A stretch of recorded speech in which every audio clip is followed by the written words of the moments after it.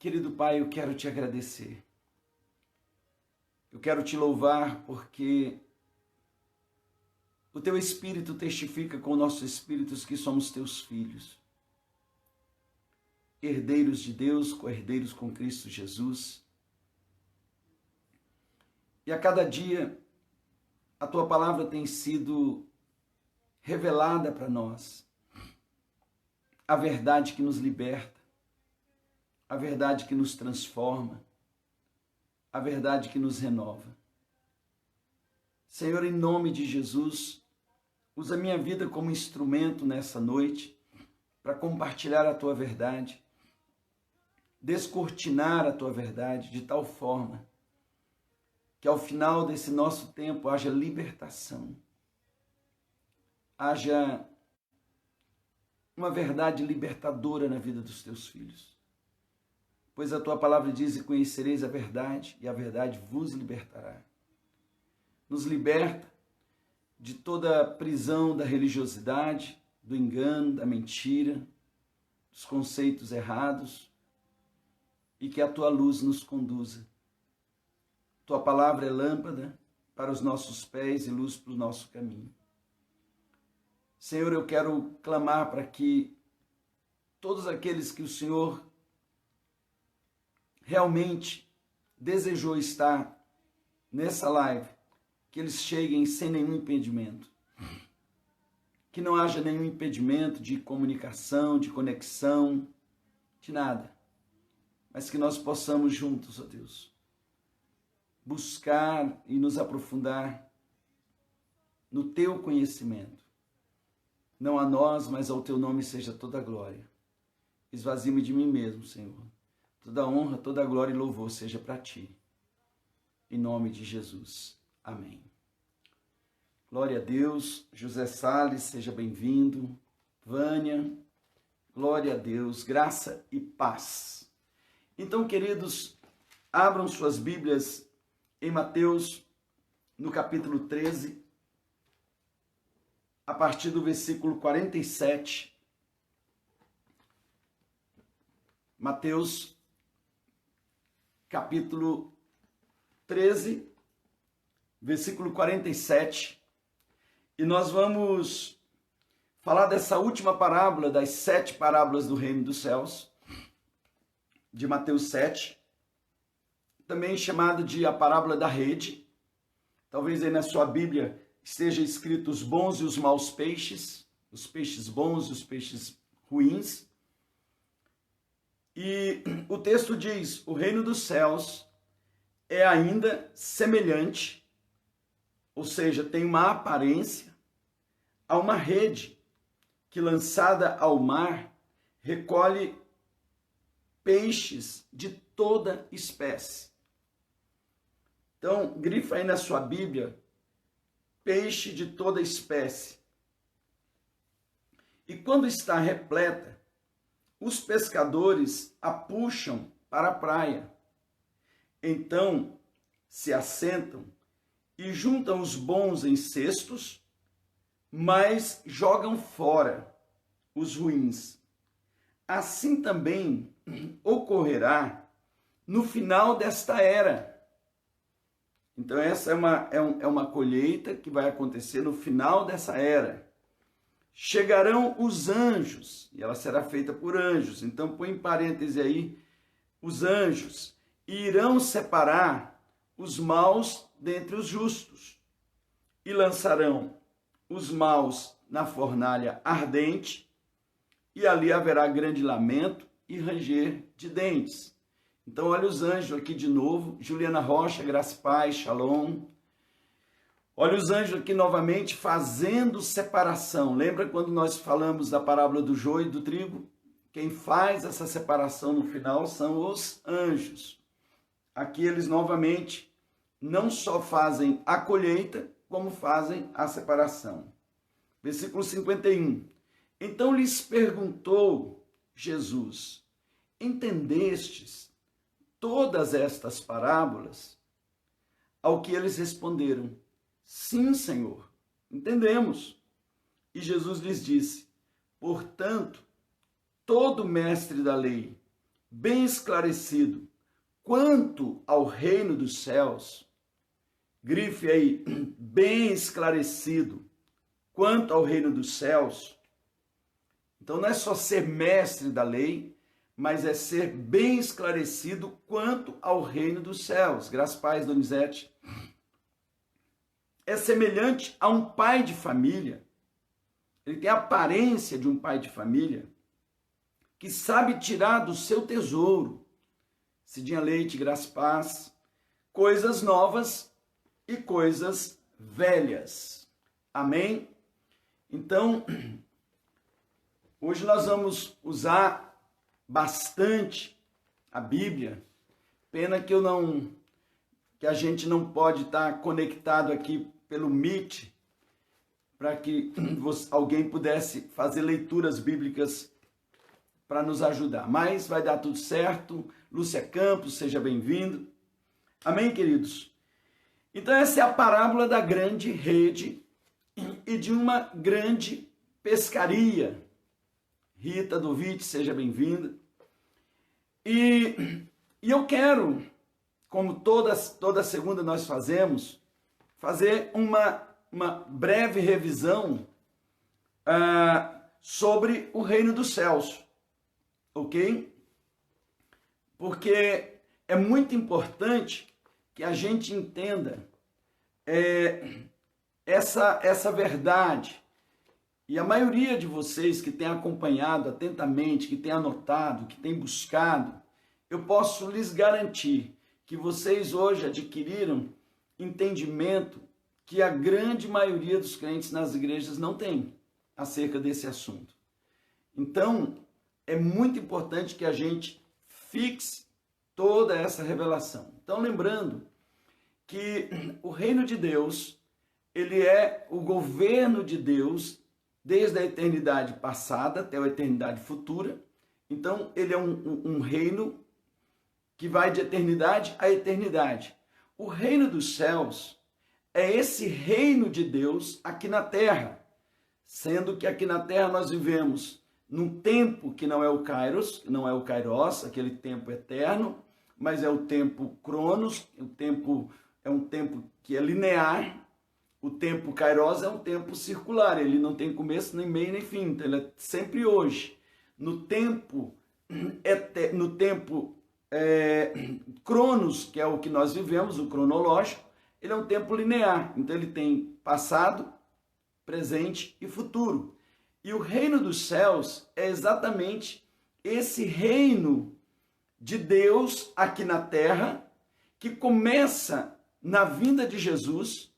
Ele começa com Jesus na sua vinda, ele se mantém através da vida da igreja e ele será manifestado em toda a sua extensão durante o milênio, na segunda volta de Jesus, na segunda vinda de Jesus. Então, o reino dos céus, ele tem começo, ele tem meio e ele terá fim, ok? Então, só para vocês terem uma ideia, abram suas Bíblias em 1 Coríntios 15, 23. 1 Coríntios 15, de 23 a 24. Aqui mostra claramente quando o reino dos céus será devolvido para o Senhor. 1 Coríntios 15, de 23. Contudo, cada um por sua vez. Cristo, o primeiro, ou as primícias, logo depois os que são de sua propriedade na sua vinda. Então virá o fim, quando ele entregar o reino a Deus, o Pai, depois de ter destruído todo domínio, toda potestade e poder, porque é necessário que ele reine até que absolutamente todos os seus inimigos sejam prostrados debaixo dos seus pés. Então, Jesus, ele começou o seu reino na sua primeira vinda, ele reina hoje através da igreja, o reino já é uma realidade pela igreja, e ele estabelecerá o seu reino milenar durante 1000 anos, quando todo principado, toda potestade, toda objeção a esse reino será subjugada e não haverá nada que impeça esse reino dele durante o milênio. Ele será um reino total. E quando terminar tudo isso, ele vai devolver o reino para o Pai, para o Senhor, o Pai.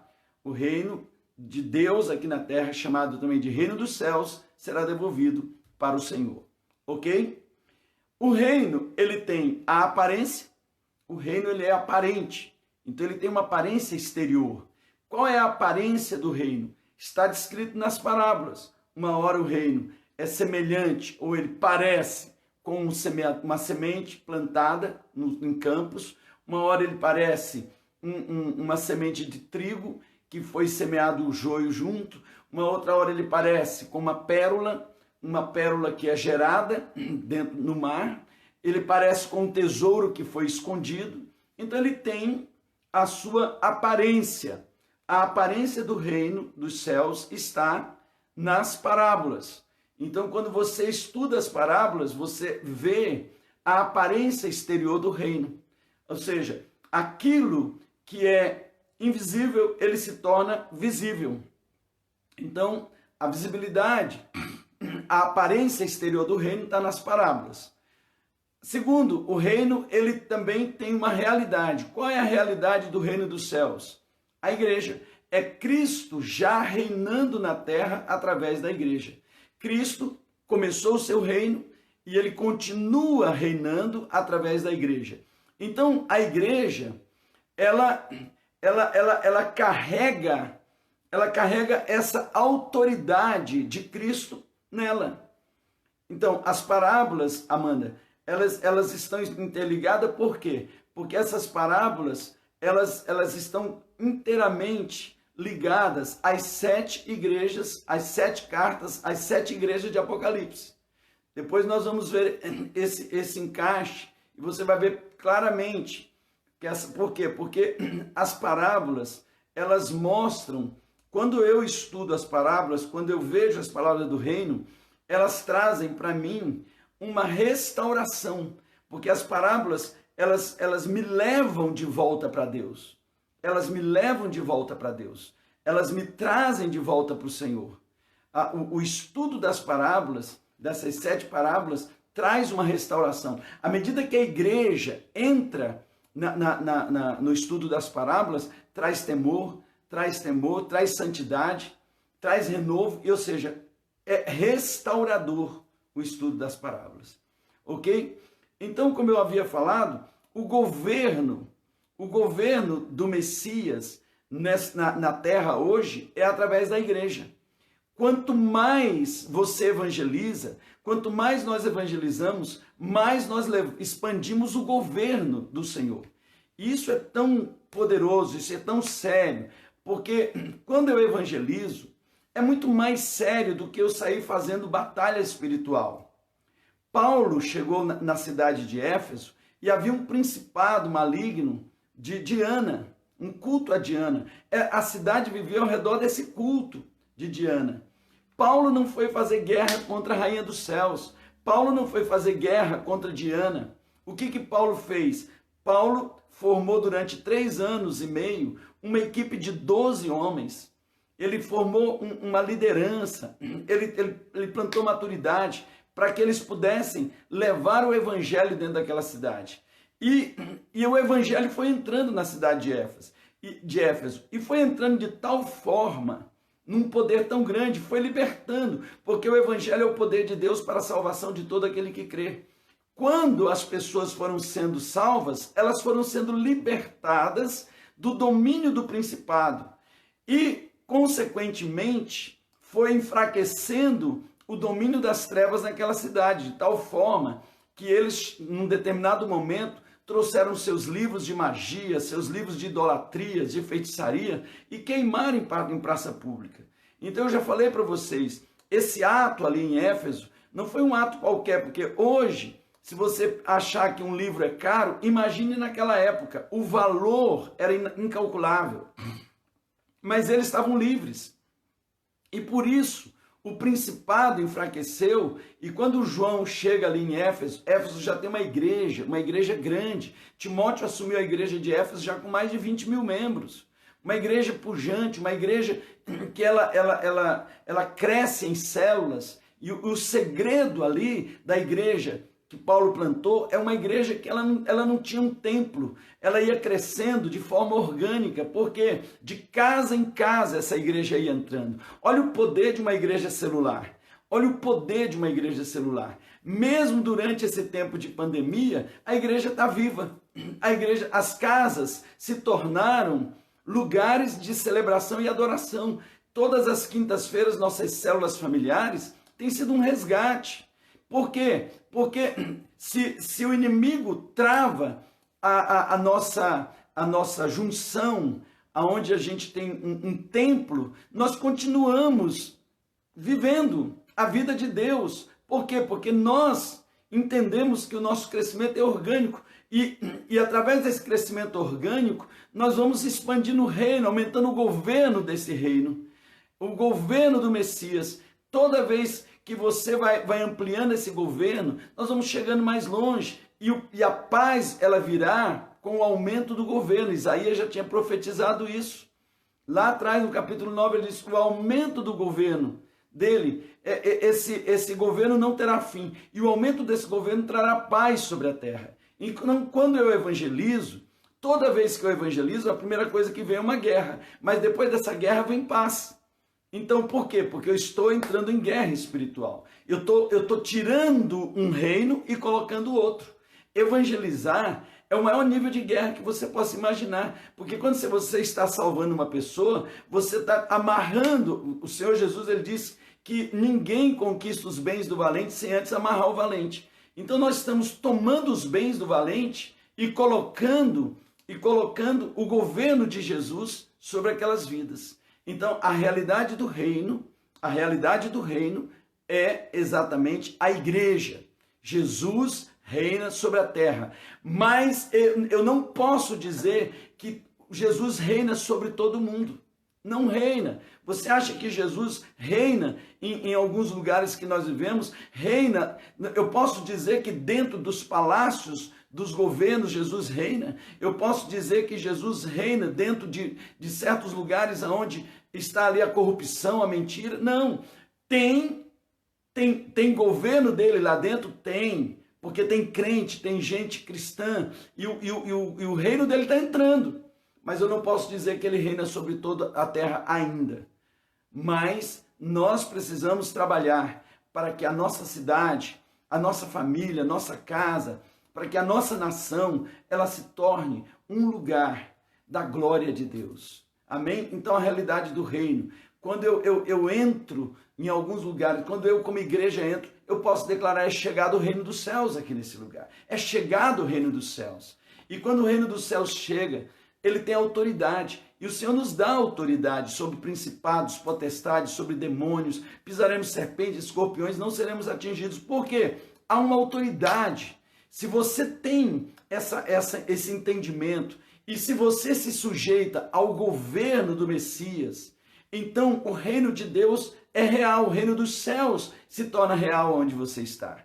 E a manifestação desse reino, ele vai se dar exatamente durante o milênio. No final dos 7 anos da tribulação, Jesus vai voltar e ele vai estabelecer o seu reino milenar, o reino de 1000 anos. E hoje nossa parábola vai falar muito sobre isso, porque no final desse tempo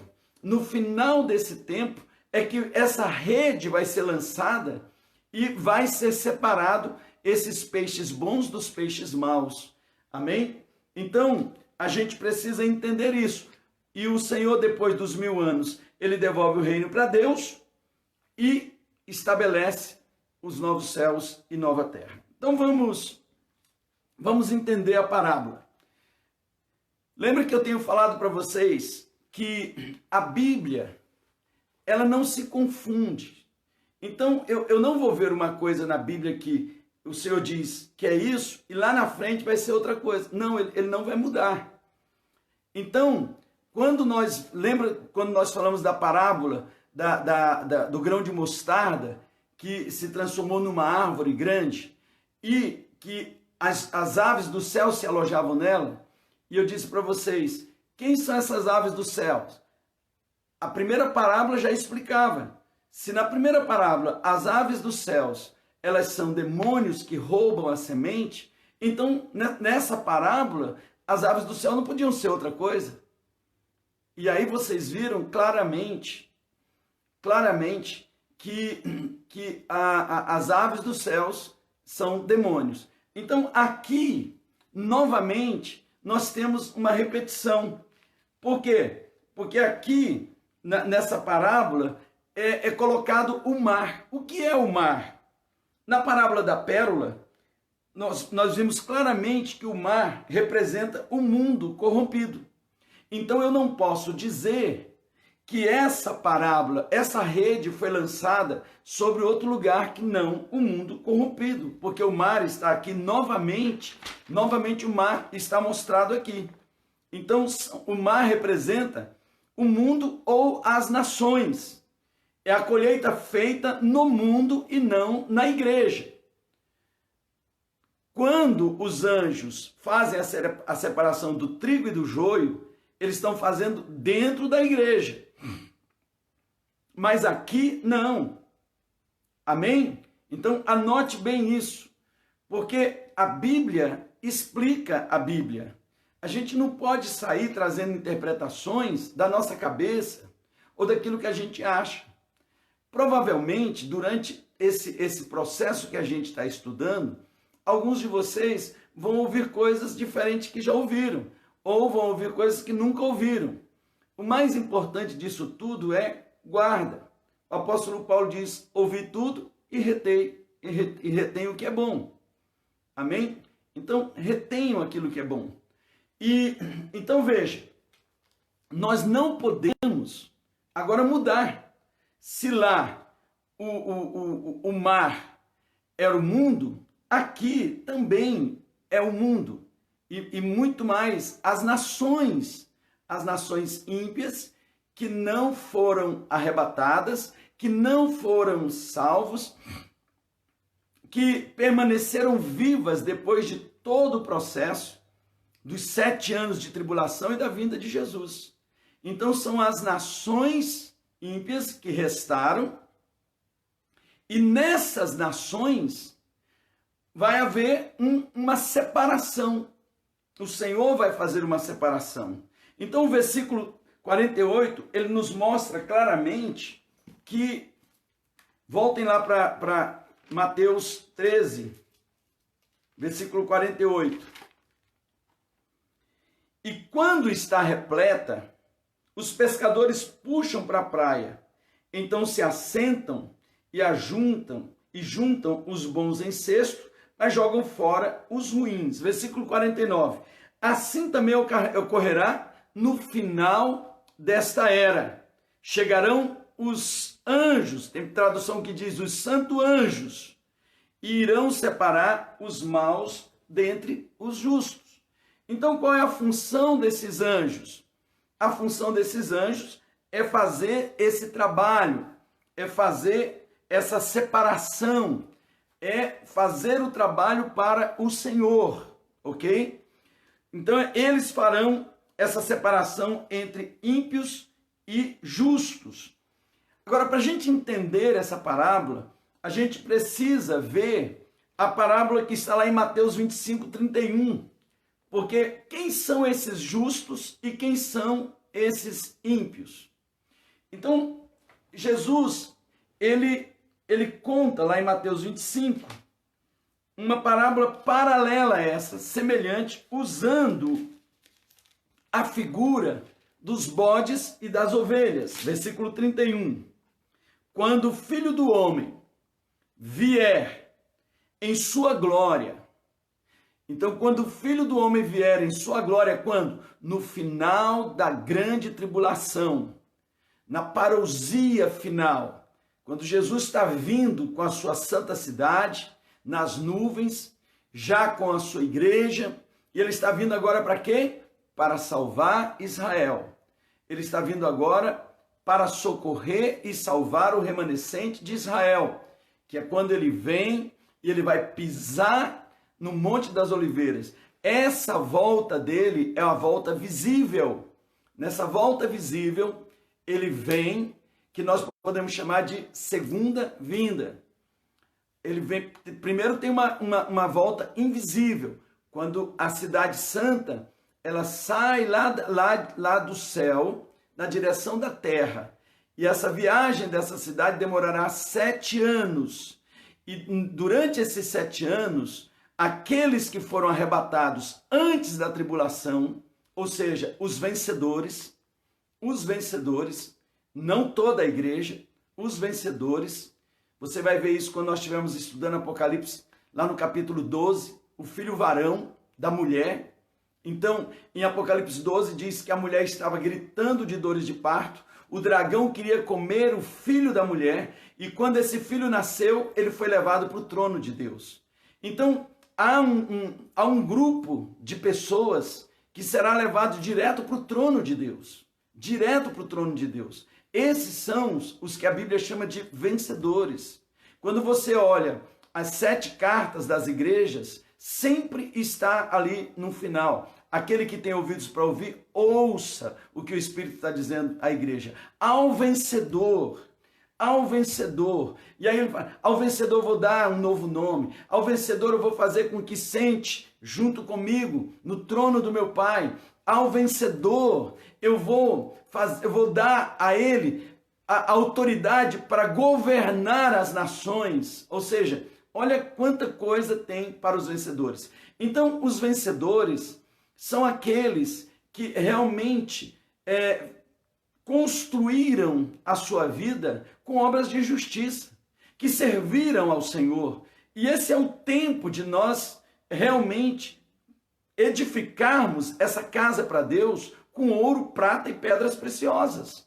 Por quê? Porque se eu estou edificando com palha, com madeira e feno, que são o quê? As obras humanas, essas obras de religiosidade, o fogo vai queimar. Ou seja, crentes que não suportam provação, que não suportam aflições, que estão sempre ali, se as aflições chegarem, eu não vou mais para a igreja, eu não vou mais orar, eu não vou mais dizimar, eu não vou mais primiciar, eu não vou mais fazer. Então, é uma vida que está sendo edificada com palha, madeira e feno. Mas o Senhor está dizendo, troca, compra de mim ouro puro, porque você é pobre. O Senhor está dizendo, faça uma obra que vai durar, que vai perdurar. Por quê? Porque essa obra dos vencedores é que vai fazer com que essa primeira leva seja arrancada da terra antes da tribulação. Não passará pela tribulação nem pela grande tribulação. Ao contrário, enquanto o inimigo está aqui embaixo, seduzindo a terra para um grande casamento, e uma parte da igreja que não foi arrebatada vai ficar aqui e depois vai ser muito perseguida, lá no céu, o Senhor está começando essa viagem chamada parousia, dessa cidade santa chamada Nova Jerusalém, uma cidade flutuante que está vindo do céu para a terra. E essa viagem será de 7 anos, e nesses 7 anos haverá aquilo que nós chamamos de as bodas do Cordeiro, aonde a igreja vai casar com o Senhor, haverá uma festa, nós vamos sentar na mesa com Abraão, com Isaac, os vencedores vão sentar, e o Senhor vai nos servir, ou seja, quem serviu a Ele aqui, será servido lá. Olha que interessante, você quer ser servido por Ele, sirva a Ele aqui, porque aquele que se torna servo, será senhor, aquele que é senhor se tornará servo. Então, veja que há um indicativo aqui de como você pode se tornar um vencedor e uma vencedora. Por quê? Porque os vencedores são aqueles que não abrem mão da sua vida com Deus, de princípios da palavra. Escute, queridos, o diabo não tem medo da sua oração. O diabo não tem medo do seu jejum. O diabo não tem medo. Quer que eu lhe mostre isso claramente? Orar, jejuar é bênção para mudar a mim. é bênção para transformar minha vida. Mas isso não é o que vai fazer o inimigo se afastar de você. Jesus jejuou 40 dias, 40 noites, e orou 40 dias e 40 noites. Quando ele está terminando o jejum, sabe quem que se aproxima dele? O diabo. O diabo. E o diabo vem, ele já vem no fígado de Jesus. Porque uma pessoa depois de 40 dias, ele está com fome. E ele diz, então se tu és filho de Deus, transforma essas pedras em pães. Sabe como que Jesus venceu o diabo? Com a espada do Espírito. O que o diabo tem medo, ele tem terror, é de uma igreja aperfeiçoada na palavra. É uma igreja que está fortalecida na palavra. Porque a palavra é a espada do Espírito. Uma igreja rasa é uma igreja facilmente enganável. Uma igreja rasa na palavra é uma igreja facilmente modificada. Quando o diabo viu que Jesus era um homem da palavra, aí ele, o que ele faz? Ele ataca com a palavra, ele usa a palavra. Levou Jesus, graças e paz, pastor Ailton, levou Jesus para o alto, para o pináculo do templo e diz, atira-te daqui, porque está escrito, dará ordem aos seus anjos a teu respeito para que te sustente. Agora o que ele colocou, eu quero ver qual o nível de palavra que esse cara tem. E aí Jesus, rebate aonde? Na palavra, também está escrito, não tentarás o Senhor teu Deus. Então ele percebeu claramente que naquela batalha ali, ele está perdido. Por quê? Porque Jesus está usando a palavra. E ele diz, se tu prostrar e me adorar, eu te darei todos os reinos, porque eles são meus, foram dados para mim. Estava mentindo? Não. Mas Jesus vai lá de novo na palavra. Somente ao teu Deus adorarás. Está escrito, somente ao teu Deus adorarás. Só a ele dará culto. E o diabo saiu. Então Satanás não suporta a palavra. A palavra revelada na nossa vida é uma arma tremenda, é uma espada afiada de 2 gumes. E é uma espada poderosa. Ok? Então, guarde isso que eu estou lhe dizendo. O inimigo, ele não tem nenhum problema com o crente que ora, que jejua. O problema maior que ele tem é se esse crente, ele vai amadurecer. Porque se esse crente amadurecer na palavra e tiver fome pela palavra, e eu vejo muitos crentes de oração que são muito rasos na palavra.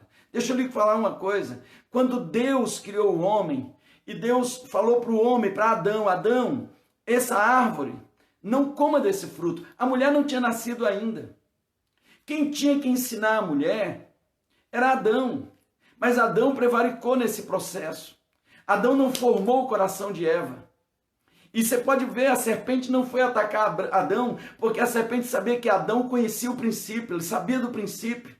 E a serpente sabia que Adão não podia ser enganado, porque ele sabia toda a verdade. E aí como que a serpente vem conversar com Eva? É verdade que Deus disse que não deverias comer de nenhum dos frutos? Ela falou, não é isso não. Ele falou apenas o fruto que está no meio do jardim, dele eu não poderia nem tocar. Olha só como Eva estava rasa. Deus não falou isso. Eva caiu no engano porque havia superficialidade na palavra. E aí ela entra no jogo do engano porque não tem palavra. Escute, o que nós estamos fazendo aqui toda segunda-feira é fortalecendo você na palavra, para que a serpente não lhe engane. O que não falta é serpente ao redor dentro do jardim de Deus para tentar arrancar você do jardim de Deus. O diabo sabe que ele não pode lhe tomar nada. O diabo sabe que ele não pode lhe tocar. O diabo sabe que ele não pode lhe amaldiçoar. Então o que ele faz? Ele planta um engano para que você quebre a aliança com Deus e o próprio Deus lhe arranque do lugar onde você está. Então guardem isso. Amém? Então vamos voltar aqui para a parábola. Olha só. E ele diz o seguinte, quando o Filho do Homem vier em sua glória, com todos os anjos, então se assentará em seu trono na glória nos céus. E todas as nações serão reunidas diante dele. Todas as nações, grifem na sua Bíblia, todas as nações. Por quê? Fim do tempo, Jesus voltando, todas as nações. Que nações são essas? Nações ímpias. nações que não foram salvas, porque quem está salvo já está com ele. Ou veio com ele do céu, ou foi arrebatado na chegada. Amém? Ou veio com ele lá do céu, ou foi arrebatado com ele na chegada. Ou foi ao encontro dele nas nuvens. Amém? Dê um amém aí, só para eu saber, porque vocês estão meio quietinhos hoje. Dê um amém aí, ou não estou entendendo, ou seja o que for, mas vamos interagir aqui, para eu poder entender que as coisas estão caminhando. Amém. Glória a Deus, Sandra. Aleluia. Amém. Então, todas as nações serão reunidas diante dele, e ele irá separar umas das outras. Pastor Renê, amém. Ele vai separar uma das outras, como o pastor separa os bodes das ovelhas, e posicionará as ovelhas à sua direita e os bodes à sua esquerda. Então dirá o rei a todos que estiverem à sua direita: vinde, abençoados de meu pai. Ele está chamando quem? As ovelhas. Recebei como herança o reino. Coloque aí, herança, o reino, o qual vos foi preparado desde a fundação do mundo. Aí aqui o versículo 35. Pois tive fome e me deste de comer. Lá no versículo anterior, marque como herança o reino. Olha, quando o ladrão,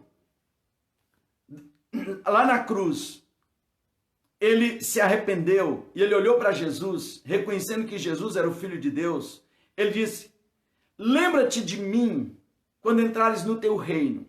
Ele pediu o reino. Jesus disse: não posso. O reino eu não posso te dar, mas eu vou te dar a salvação. Hoje mesmo estarás comigo no paraíso. Aquele ladrão não tinha feito nada para herdar o reino. Como é que ele vai herdar o reino se ele não fez nada? Ok, esse povo aqui, o que ele está dizendo? Eu vou dar para vocês como herança o reino, mas ele não está prometendo salvação. Por que, apóstolo? Porque nesse período não tem mais salvação. Nesse período não tem mais salvação. O que ele está dando aqui é um presente, você já vai entender. Aí, versículo 35, ele diz: pois tive fome e me deste de comer, tive sede e me deste de beber, fui estrangeiro e vós me acolhestes. Quando necessitei de roupas, vós me vestiste. Estive enfermo e vós me cuidastes. Estive preso e foste visitar-me. Então os justos desejarão saber: mas, Senhor, quando foi que te encontramos com fome e te demos de comer, ou com sede e te saciamos? E quando te recebemos como estrangeiro e te hospedamos, ou necessitado de roupa e te vestimos? Sabe o que eles estão dizendo? Nós não te conhecemos. Esse povo aqui não conheceu Jesus. Ou quando estivesse doente e encarcerado, fomos te ver. Então o rei, esclarecendo-lhes, responderá: com toda a certeza vos asseguro que sempre que o fizeste para algum destes meus irmãos, mesmo que ao menor deles, a mim o fizeste.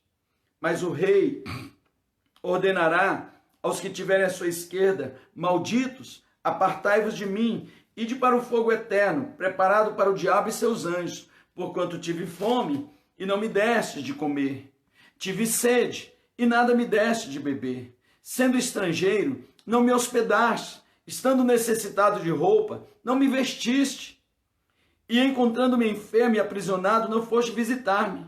E eles também perguntarão: mas, Senhor, quando foi que te vimos com fome, sedento, estrangeiro, necessidade de roupas, doente ou preso, e não te auxiliamos? Então o rei lhe sentenciará: com toda certeza vos asseguro que sempre que os deixaste de fazer para algum destes meus irmãos, mesmo que ao menor deles, a mim deixasse de fazer. Sendo assim, estes irão para o sofrimento eterno, porém os justos entrarão ali para reinar com ele. Amados, Fabrício, seja bem-vindo. Então, quem são esses justos e os maus? Então, todas as nações serão reunidas diante do rei. Também nós podemos chamar isso de o Tribunal das Nações. São pessoas não salvas que serão separadas umas das outras. Esse povo que será escolhido, como eu disse, não conheceram Jesus, mas ajudaram o povo de Deus durante a grande tribulação. Esse povo, eles foram sensibilizados por uma pregação, e daqui a pouco eu vou mostrar para vocês, mas olha aqui, Mateus 24, 21. Mateus 24, 21. Porquanto haverá nessa época grande tribulação, como jamais aconteceu desde o início do mundo até agora, nem nunca mais haverá. Uma grande tribulação. E quem está nessa grande tribulação? O povo de Israel, que ainda não foi resgatado, e o remanescente da igreja que não foi arrebatado. Então, esse remanescente que está sendo ali perseguido, que estão sendo forjados, estão sendo feitos vencedores no meio das tribulações do fogo, do ranger de dente, esses que não foram levados, que não foram raptados, e eles estão debaixo de grande perseguição. Por quê? Porque agora o dragão, ele desceu para a terra. Ele desceu para a terra. E ele, sabendo que lhe resta pouco tempo, só 3 anos e meio, ele vai colocar toda a sua força para destruir dois tipos de pessoas. O povo de Israel e a igreja remanescente que ficar. Então, nós precisamos entender que haverá nesse tempo uma perseguição muito grande. E algumas pessoas das nações vão se sensibilizar para ajudar essa igreja e esse povo de Israel, cuidando, alimentando, dando água, vestindo. Por quê? Porque nesse período, quem não tem a marca, o chip da besta, não compra, não vende. Imagine, queridos, eu quero que vocês imaginem uma coisa. O que vai ser essa marca da besta?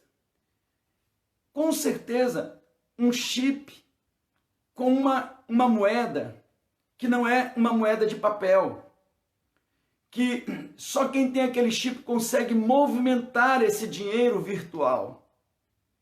Você pode ter certeza que todo esse processo das criptomoedas, de uma moeda mundial, de um dinheiro mundial, é uma preparação para o que vai acontecer. Então, imagine alguém que não tem esse chip, ele pode ter dinheiro em espécie, ele pode ter cartão, pode ter o que for, não compra, não vende, não negocia, não vai ter. Mas haverá um povo que se sensibilizará para cuidar desse povo. Da mesma forma que na época do Holocausto, lá na Alemanha, muitos alemães acolheram judeus, e alguns até com o risco da sua própria vida, porque não concordaram. Então eles acolheram, guardaram na Alemanha, na Holanda. Nós vemos ali o diário de Anne Frank mostrando claramente como elas foram guardadas, escondidas. Na França, em todo lugar onde haviam judeus, havia pessoas sensibilizando. Agora você imagine que aquilo era uma perseguição localizada, e essa vai ser globalizada. É uma perseguição muito maior. Imagina o nível de vigilância, todas a capacidade que o anticristo, que a besta, ele vai ter na mão dele para localizar pessoas. Mas o Senhor Jesus disse que tem um grupo de pessoas que ajudou aqueles pequeninos. Então, só que no período dessa perseguição, vai ser pregado um outro evangelho. O evangelho que é pregado hoje, guardem isso e escrevam, é o evangelho da graça e do reino de Deus. É um evangelho para arrependimento e fé em Cristo Jesus. É esse evangelho, o evangelho da graça. Nós estamos vivendo esse período da graça. Esse período da graça, ele vai se encerrar quando o último crente for salvo. Ele fecha. Quando fechar, não tem mais evangelho da graça. E quando é que vai fechar esse evangelho da graça? Quando começar os 7 anos. Os vencedores foram arrebatados, foram raptados. Acabou. Porque o que a gente precisa entender é que Jesus disse que esse rapto, que a vinda dele será como nos dias de Noé. Como nos dias de Noé. Como foi nos dias de Noé? Casavam, davam-se em casamento. Só que o texto está mostrando claramente que as pessoas ali nos dias de Noé, não que casar e dar-se em casamento é problema. Não, ele está dizendo o seguinte, o homem estava tão centrado em si que ele não tinha tempo para ver Deus. Ele não tinha tempo para Deus. Hoje, queridos, eu vou dizer uma coisa para vocês. A igreja de Cristo, numa grande maioria, talvez, se os vencedores foram raptados hoje, a grande maioria não vai nem perceber. Porque está tão ensimesmada, está tão colocada em si, está tão mundanizada, que não percebe. E Jesus disse, será como nesses dias. Noé entrou na arca e a porta da arca, foi fechada. A hora que Noé entrou na arca, a porta da arca foi fechada. Ok? E o que aconteceu logo depois que Noé entrou na arca? Nada. Por quê? Porque aquilo era uma tipologia da vinda de Jesus. A palavra de Deus diz que Noé entrou na arca, a arca foi fechada e o dilúvio só veio 7 dias depois. O povo só foi perceber o problema quando o dilúvio chegou. E assim será também. A porta da arca vai ser fechada, os vencedores serão arrebatados e muitos só vão perceber que as coisas realmente aconteceram quando a grande tribulação chegar e quando Jesus estiver voltando. Olha que coisa difícil. Só que nesse momento, a porta da salvação já foi. O Espírito Santo já não age mais na vida do homem para provocar e promover arrependimento. Por quê? Porque o tempo do arrependimento passou. O tempo do arrependimento é agora. O tempo da mudança é agora. Da mesma forma que a gente sempre está falando, queridos, não adianta a pessoa morrer e depois que morrer vai rezar, vai fazer oferta, vai fazer novena, vai fazer o que for. Não muda. Ao homem nascer uma vez, morrer uma vez, depois disso é o juízo. Então, o que você precisa definir da sua vida é agora, é hoje, não é depois. Então, não adianta você pensar que você vai morrer e alguém aqui na terra vai fazer alguma coisa para mudar o seu destino. Quem muda o seu destino é você, hoje. Porque se hoje ouvires a minha voz, não endureça seu coração. Não endureça o seu coração. O tempo da graça é agora. O tempo de nós nos prepararmos para entrar nessa arca é agora. Ok, queridos? Então, o evangelho do reino, o evangelho da graça, ele é pregado agora. E quem é que prega esse evangelho? Os homens. Só os homens podem pregar esse evangelho. Os anjos não podem pregar esse evangelho. Eles desejariam pregar esse evangelho, mas não podem. O privilégio é seu e é meu. Eu fico impactado, impressionado, que nós temos um privilégio tão grande como esse e nós não usamos.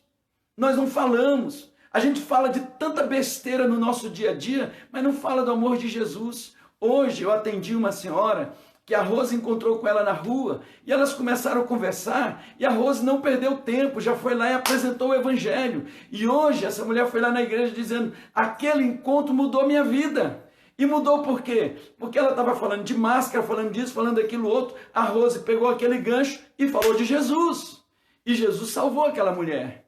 E ela hoje, ela está começando um novo tempo. E ela hoje foi lá, eu orei com ela, ungi ela. Então veja, queridos, como é importante isso. Como é importante nós pregarmos o evangelho. A gente tem que pregar em hora, fora de hora. Para de se preocupar se é politicamente correto ou incorreto. Talvez você não tenha uma segunda oportunidade. Você talvez não vai ter uma segunda oportunidade. Você encontrou com uma pessoa hoje e de repente Deus lhe deu a oportunidade desse encontro e você não aproveitou. E você não sabe se amanhã ele vai estar aqui. Você não sabe se amanhã ele vai estar com essa nova oportunidade.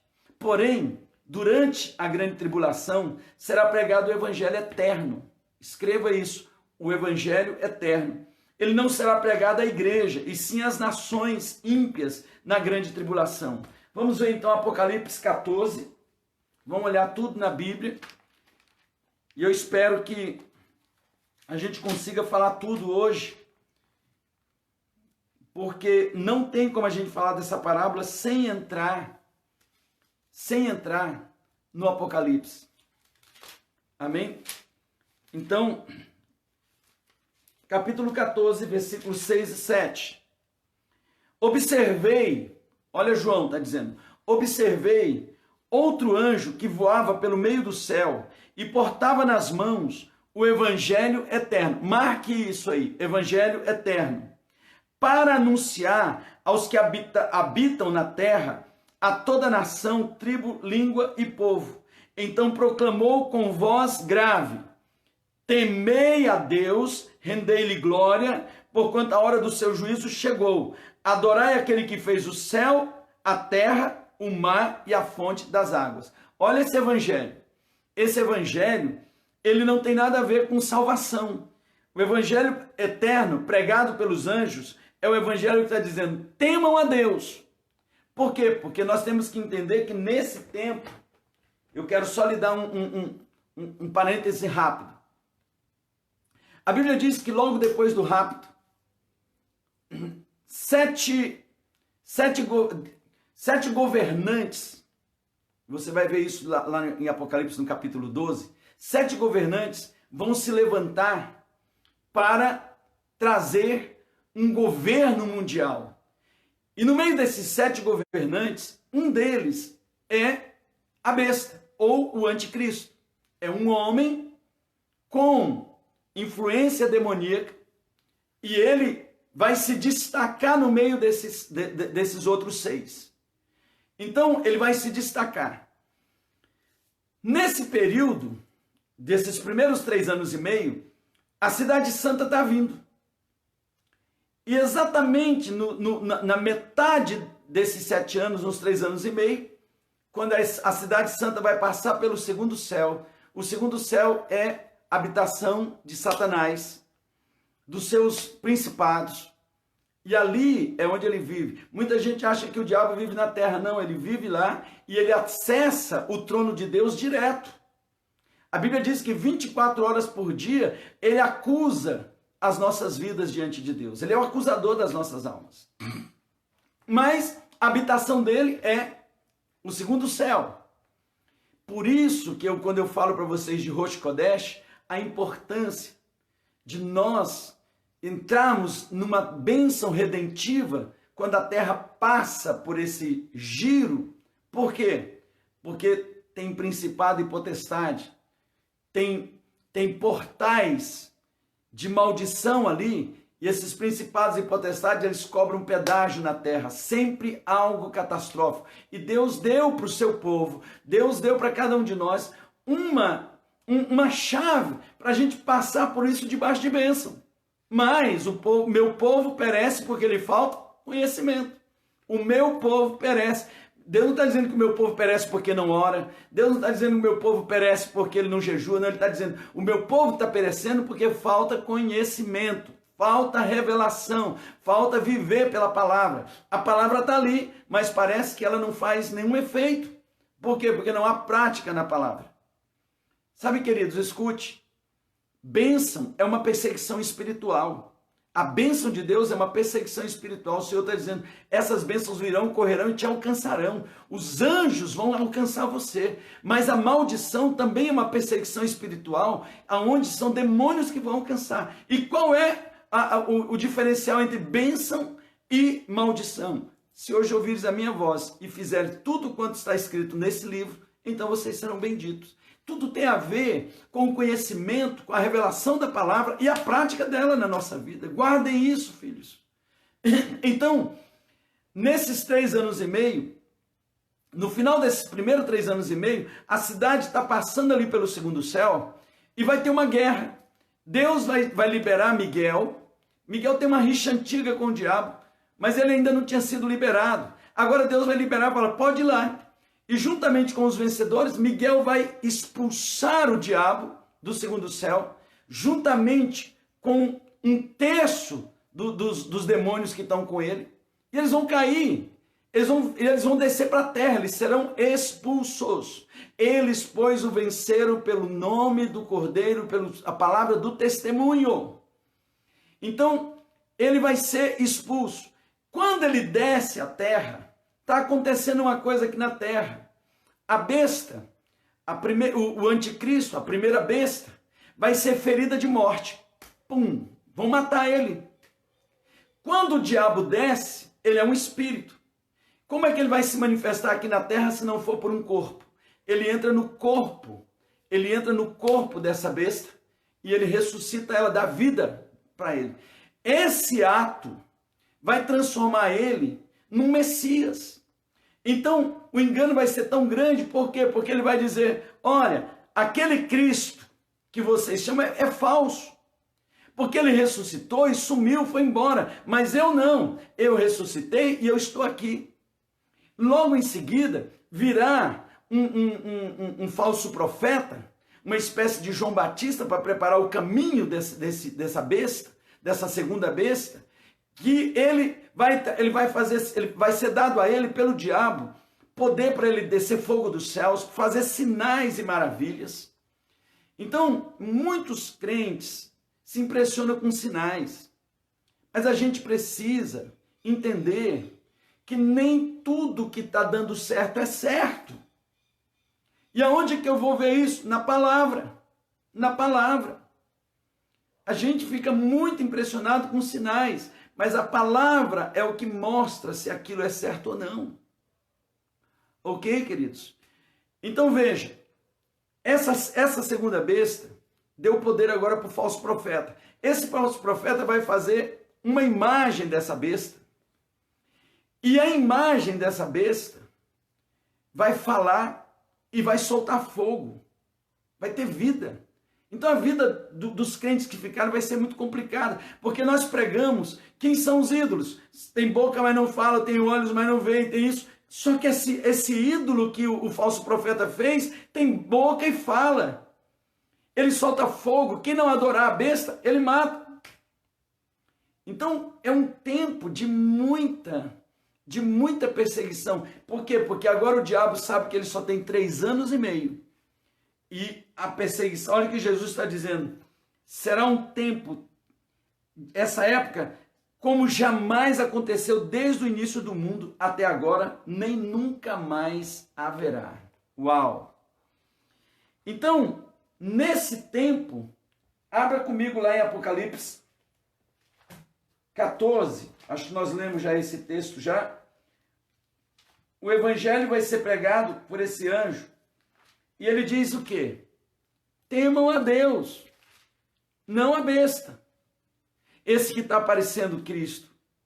Esse que vai sentar lá no trono de Jerusalém como se fosse o Messias. Temam a Deus e somente a Ele adorai. E algumas pessoas vão ouvir esse evangelho e vão se quebrantar. Eles vão se quebrantar. Eles vão realmente...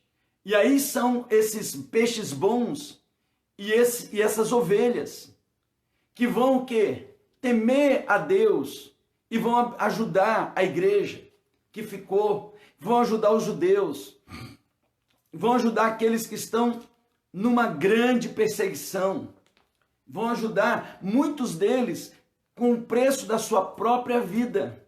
A sua própria vida. Ok? Então, só para vocês entenderem, o Evangelho da Graça, quando prega, são os homens e nunca os anjos. Vamos só ler esse texto de Atos 10, a gente ir adiantando aqui. Olha o que o apóstolo Paulo diz no versículo 1 e 8, de 1 a 8. Havia em Cesareia um homem chamado Cornélio. Posso contar essa história, queridos? Para anota aí, ó, Atos 10, de 1 a 8. Cornélio era um homem bom e ele teve uma visão. Ele teve a visão. E nessa visão veio um anjo visitar ele. Veio um anjo. Olha o que diz o texto aqui.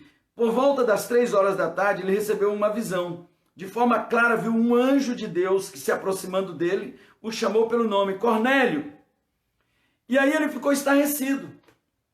Mas o mais interessante é que esse anjo vem falar para ele: tuas orações e as tuas ofertas e esmolas chegaram diante do Senhor. E tuas orações foram ouvidas.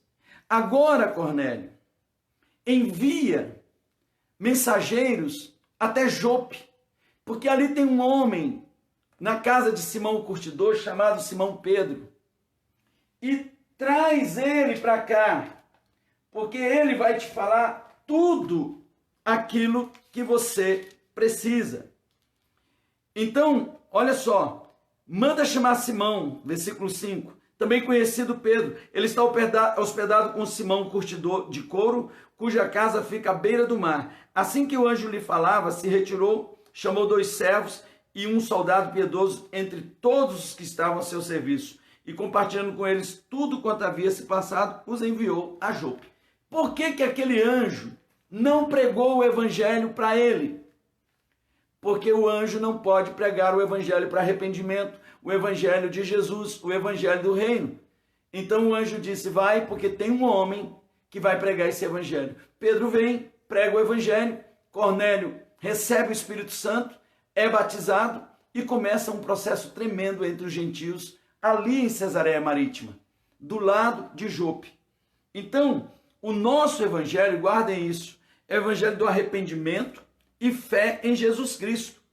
É o evangelho do arrependimento e fé em Jesus Cristo.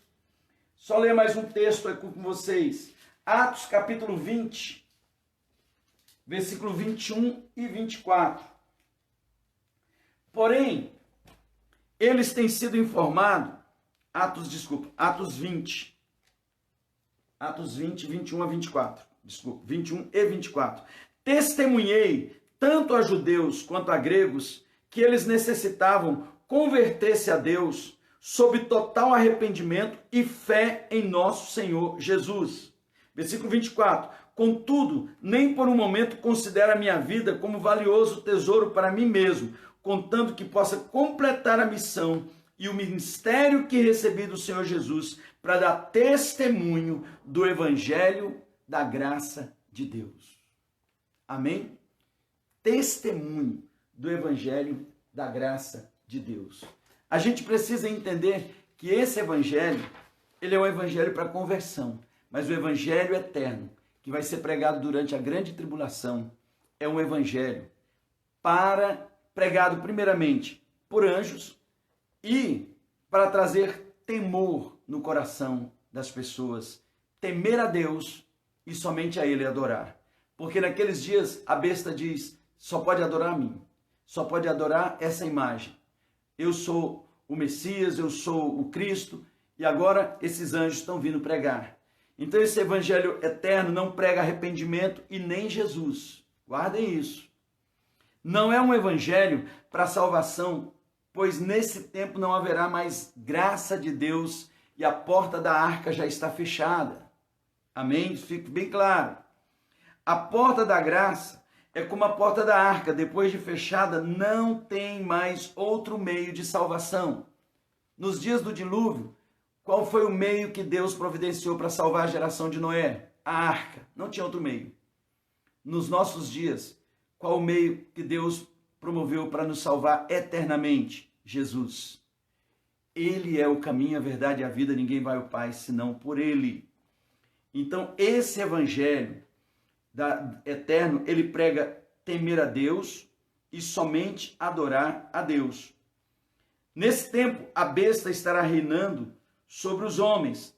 Anote esse texto, Apocalipse 13, de 11 a 17. Ok? Vamos ler esse texto. Tenham paciência, hoje está um pouco mais demorado, mas eu creio que quanto mais vocês tiverem informação e revelação, mais seguro vocês vão estar nesse assunto. Versículo 11. Vi ainda emergir da terra outra besta, com 2 chifres. Marque aí 2 chifres, semelhantes ao de um cordeiro, e ela se expressa como o dragão. Agora escute, queridos. Quem são esses 2 chifres? São 2 sistemas religiosos. 2 sistemas religiosos. Quando nós falamos das 70 semanas de Daniel, a gente tocou nesse assunto. Mas se você quer entender melhor um pouco sobre isso aí, vai lá para Daniel 2 e 3. Quando Daniel teve a visão, quando Nabucodonosor teve aquele sonho, daquela imagem, ela tinha cabeça de ferro, ela tinha o tronco de prata, bronze, e os pés de 10 dedos com barro e ferro junto. O último império é o Império Romano, que está misturado no barro. Uma pedra veio, destruiu tudo, e você vê no sonho de Nabucodonosor uma sequência. O Império Babilônico, depois o Império Persa, um pouco mais fraco do que o de Nabucodonosor, depois o Império Medo-Persa, depois o Império Grego e, por fim, o Império Romano nos pés. Só que esse Império Romano, ele é ferro misturado em barro. E mesmo depois que ele foi quebrado, ele continuou misturado no barro. Então, queridos, o Império Romano continua até hoje misturado no barro. O que é o barro? O ser humano.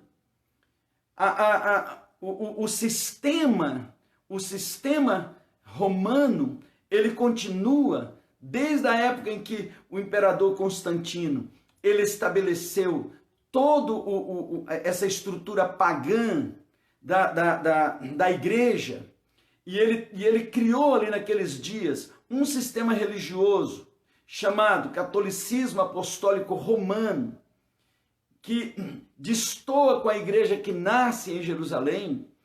Então, mesmo depois que esse império ele foi destruído, o que acontece? Ele continuou o ferro misturado com o barro. E esse sistema, juntamente com um outro sistema religioso, que é o judaísmo, vão dar respaldo para essa besta. Então essas 2 religiões, o catolicismo apostólico romano, juntamente com o judaísmo, nesse período, esses 2 chifres vão dar respaldo para essa besta, para que ele possa reinar. Até que os judeus abram os olhos e percebem, meu Deus, essa aqui é a abominação da desolação do qual Daniel falou. E quando que eles vão perceber isso? Queridos, nesse período, a Bíblia nos mostra que todas as nações vão levar as suas ofertas, vão levar os seus dízimos, vão levar tudo para esse falso Cristo. Só que quando o diabo incorpora na vida desse homem, ele não consegue receber a oferta que é do Senhor. E quando o sacrifício é cortado, como diz lá em Daniel, a oblação e a libação foi cortada. Por quê? Porque agora quem está incorporado nessa besta que sentou no trono não consegue receber aquilo que é do Senhor. Não consegue receber o dízimo, não consegue receber a oblação e a libação. Quando os judeus veem isso e eles percebem, opa, esse Cristo não recebe o que Deus recebe, então alguma coisa está errada, eles vão perceber. Porque o diabo ele odeia o dízimo, ele odeia as ofertas. Por quê? Porque são honra a Deus e ele não pode receber. Ele não tem. O primeiro, a besta, conseguiu porque era um homem. Mas agora, a segunda besta é o próprio diabo incorporado no homem. Ele não consegue. E aí ele quebra a aliança que ele fez com essas duas nações, essas duas religiões. E ao quebrar, começa uma perseguição violenta.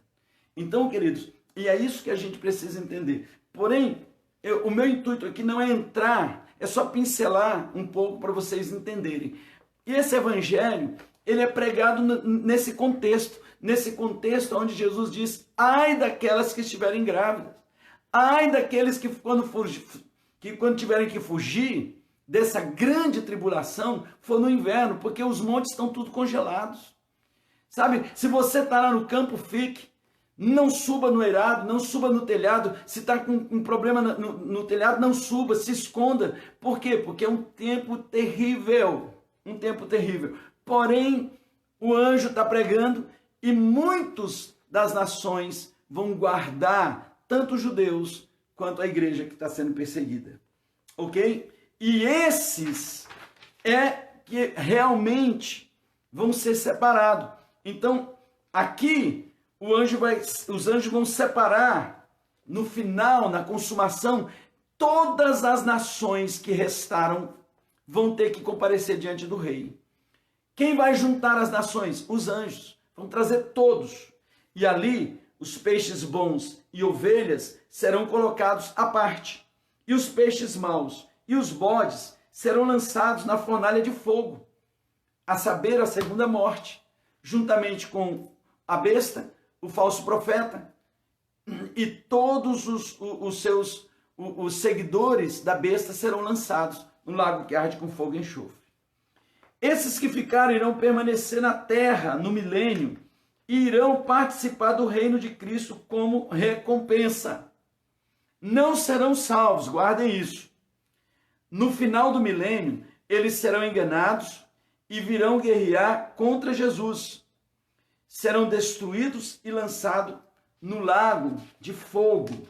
Então, abra sua Bíblia, lá em Apocalipse, no capítulo 20. Falei para vocês que a gente ia entrar bastante em Apocalipse.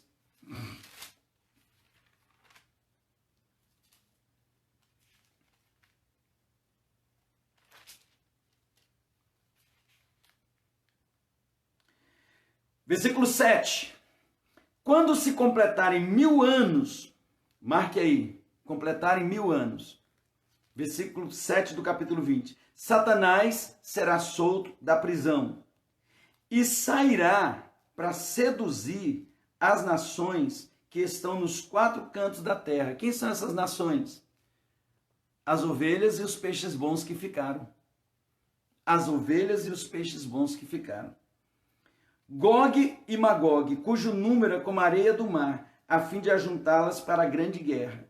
Então as nações marcharam por toda a superfície da terra e cercaram o acampamento dos santos, a cidade amada. Todavia, um fogo do céu desceu e os devorou. O diabo que as enganava foi lançado no lago de fogo que arde com enxofre, onde já haviam sido confinados besta, o falso profeta, e eles serão atormentados dia e noite pelos séculos dos séculos. Amém? Então vocês estão percebendo aí? As nações que permanecerem, elas vão ser seduzidas. E é importante a gente entender que essas nações, elas vão permanecer, e durante todos esses 1000 anos, a cidade santa, a Nova Jerusalém, vai estar ali nos ares, pairada no ar. Ela não vai vir na terra, ela vai ficar em cima ali de Jerusalém terrena. E ali o Senhor, ele vai governar a terra a partir dali com os seus filhos, com a sua igreja. E o Senhor vai dar para os vencedores a prerrogativa de que eles governem juntamente com ele, com cetro de ferro, de autoridade. Então, há todo um processo que vai acontecer durante esses 1000 anos. Nesses 1000 anos, o Senhor vai restaurar a terra para o seu estado antes da queda. O apóstolo Paulo diz em Romanos 8 que a natureza criada aguarda com expectativa a manifestação dos filhos de Deus. Por quê? Porque ela caiu não por causa dela, mas por causa do homem. Agora, na expectativa da redenção do homem, ela aguarda a sua redenção. Então, exatamente a redenção do homem vai dar perspectiva para que a terra e a natureza seja resgatada, redimida. E durante esses 1000 anos, o boi vai pastar com a vaca, não vai haver destruição. O Senhor vai colocar a terra no seu devido lugar durante esses 1000 anos. Amém, queridos? As nações vão estar aqui na terra. E nesse período, eles vão voltar a viver como nos dias antes do dilúvio, nos dias de Noé. Vão viver muitos anos. Vão viver, a Bíblia diz que morrer aos 100 anos, pecar aos 100 anos de morte é uma criança. Então, muitos vão viver ali 100, 200, 300, 400, 500, 600 anos. E vão se multiplicar. A terra vai ser cheia. Mas olha só o que diz Isaías capítulo 4, de 1 a 6. Porque logo depois dessa separação, com certeza, a terra vai ter muito poucos homens, porque muitos desses homens subiram para a guerra e morreram. Muitos desses homens foram seduzidos para entrar na guerra contra o Senhor e morreram. Muitos foram lançados no lago, foram lançados como bodes e peixes velhos no lago de fogo. Por quê? Porque não foram pessoas que acudiram os pequeninos. Então ficará muitas mulheres. Olha o que diz no capítulo 4 de Isaías, versículo de 1 a 6. E naquele dia, 7 mulheres agarrarão um homem e lhe rogarão: eis que comeremos do nosso próprio pão e nos vestiremos às nossas custas. Apenas tomai-nos por suas esposas, para que sejamos chamadas pelo teu nome. Livra-nos da nossa humilhação de ficarmos solteiras. Livra-nos dessa humilhação. Então, essas mulheres, elas estão dizendo: nós não queremos sustento, nós não queremos que você nos sustente, não queremos que nós vamos trabalhar, nós vamos fazer tudo. A única coisa que nós precisamos, casa com a gente e nos dá filhos. Então, a terra vai ser povoada novamente. E nesse tempo, ali na Nova Jerusalém tem a árvore da vida, cujo o fruto é 1 por mês. E as folhas da árvore será para remédio para as nações. O fruto é para os filhos. As folhas para as nações, para os ímpios, para os que não são filhos. Então ela será cura para as nações. Aqueles que estiverem doentes vão comer da folha. Nesse período, queridos, e aqui eu quero abrir um parênteses, a festa de tabernáculo é a única festa que ela vai perdurar no milênio. Em Zacarias, no capítulo 14, diz que a nação que não mandar representante para Jerusalém para festejar a festa de tabernáculos, naquele ano não vai receber chuva. Olha que tremendo, porque essa é a festa das nações. Por isso que quando nós subimos para tabernáculo, a gente sobe para representar a igreja, para representar vocês, para trazer as chuvas de Deus, porque é a única festa que está aberta para as nações. Não é uma festa que está ali chamando os judeus, mas é uma festa para as nações. É uma festa para as nações. E aqueles que sobem para tabernáculos, a Bíblia diz lá em Isaías: as tuas portas, Jerusalém, estarão de contínuo abertas, para que sejam trazidas das nações as riquezas. Quando nós subimos para festejar tabernáculos, a gente não está indo fazer turismo, nós estamos indo cultuar, nós estamos indo cumprir um propósito, levar ofertas, levar sementes. Todas as vezes que você investe na subida do seu sacerdote, que você oferta, que você coloca, viabiliza o seu sacerdote de estar subindo, a sua semente sobe junto, a sua oferta sobe junto, a sua colheita vem junto. Por quê? Porque é um princípio. E isso é tão forte que no milênio vai continuar, no milênio vai continuar. E a nação que não trouxer os seus dízimos na festa de tabernáculos, ali para o Messias, ela não terá chuva naquele ano. Olha que coisa forte, entendeu? Então uma festa com uma conotação tremenda é a festa das nações. Então voltando para a nossa parábola, nós vamos só ler aqui Apocalipse 22, de 1 a 2, para vocês verem do que eu estava falando da árvore. 22. Então o anjo me mostrou o rio da água da vida, que translúcido como cristal fluía do trono de Deus e do Cordeiro, e que passa no meio da rua principal da cidade. De uma e outra margem do rio estava a árvore da vida, que produz 12 frutos de mês em mês, e as folhas da árvore servem para a cura das nações. Grifa aí, das nações. Você já vai saber, você já sabe que das nações são as ovelhas e os peixes bons que ficaram. São as nações ímpias que foram recompensadas pelo Senhor de reinar com ele por 1000 anos, mas não salvas, porque salvação só pode por meio da graça. Aí, queridos, é tão tremendo isso, porque o Senhor ele permite isso acontecer, porque mesmo 1000 anos sem o diabo não transforma a vida do ser humano. Escute, porque pela graça sois salvos mediante a fé em Cristo Jesus, e isso não vem de vós, é dom de Deus, não de obras, para que ninguém se glorie. Olha só, a salvação, ela só pode ser através da obra redentora de Jesus na minha vida. Eu tenho que nascer de novo. Tem gente que acha que se o diabo não existisse, o homem estava tudo bem. Não, querido, o homem nasceu já caído, a natureza adâmica está no homem, o DNA de Adão está no homem, o homem nasceu no pecado. Então, para ele ser santo, ele precisa nascer de novo. Precisa nascer de novo. 1000 anos vivendo com o Messias e o diabo preso não mudou o coração do homem. Quando o diabo for solto, ele seduz todas essas nações para virem guerrear contra o Messias. Olha que coisa grave.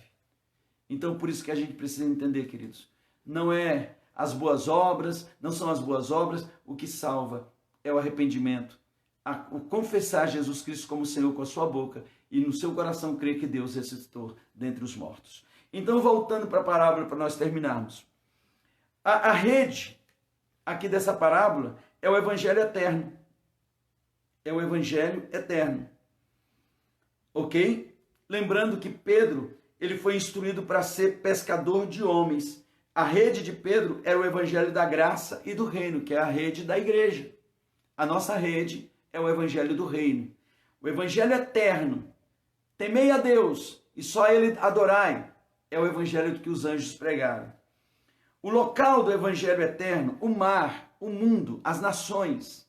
Então está falando de coisas, quando fala do mar, está falando de coisas caídas, ímpias. O local do Evangelho da graça é o lago de água doce, a igreja. Pedro, ele pescava ali no lago de Genezaré, que não é um lago salgado, é um lago de água doce. Peixes de todas as espécies são as nações ímpias. São as nações ímpias que são também chamados em Mateus 25 de os bodes, ok? Aqueles que não ajudaram os pequeninos durante a grande tribulação. E assim, queridos, nós chegamos ao final dessas 7 parábolas. Assim nós estamos aqui e eu espero que você tenha comido. E mais uma vez, eu quero lhe instruir. Pegue esse vídeo, assista de novo 1, 2, 3, 4, 5 vezes, quantas vezes você puder, para que você possa realmente pegar os versículos bíblicos, anotar um por um, e você possa realmente experimentar o melhor de Deus. Pega as 7 gravações das lives e assiste tudo de novo, porque isso aí vai trazer libertação para a sua vida, porque a verdade liberta o nosso coração. E conhecereis a verdade, e a verdade vos libertará. Amém, queridos? Deus abençoe.